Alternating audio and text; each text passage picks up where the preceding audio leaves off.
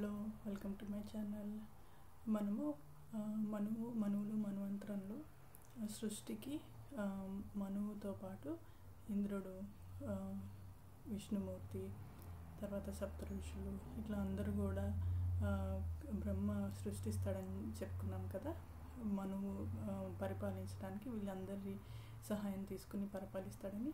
So అదే క్రమంలో ఇవాళ ఎపిసోడ్లో ఇంద్రుడి గురించి తెలుసుకుందాము. ఇంద్రుడు దేవతలకి రాజు, స్వర్గానికి అధిపతి. సచీదేవి ఆయన భార్య. ఇంద్రుడి ఆయుధం వజ్రాయుధం. ఏమని చెప్తారంటే, దదీచి లోక కళ్యాణార్థం తన బొంకలతో ఈ వజ్రాయుధం తయారు చేయమని చెప్తాడంట. అప్పుడు ఆ వజ్రాయుధం తయారయ్యి ఇంద్రుడి దగ్గరికి చేరుతుంది. ఆ వజ్రాయుధంతో లోక కళ్యాణం కావిస్తూ ఉంటాడు ఇంద్రుడు. అంటే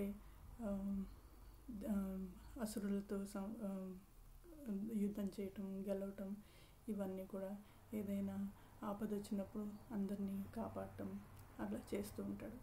అలాగే భూమి మీద ఉన్న ప్రజలకి వానని కురిపిస్తూ ఉంటాడు.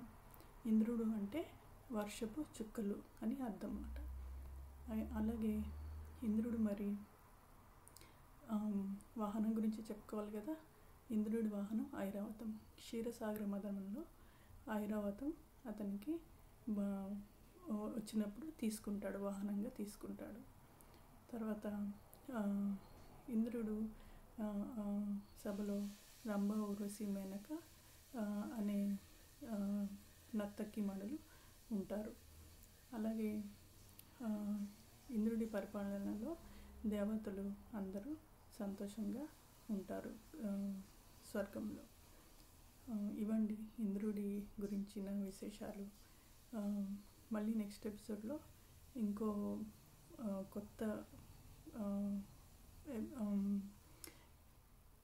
కొత్త క్యారెక్టర్స్ గురించి తెలుసుకుందాం. అంతవరకు సెలవు. Thank you. Bye bye.